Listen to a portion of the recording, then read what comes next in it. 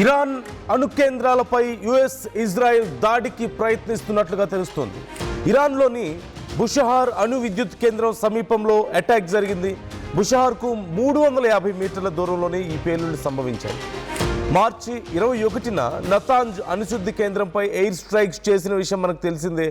Iran అణు కేంద్రాలపై దాడితో కువైట్లో radiation alert జారీ అయింది.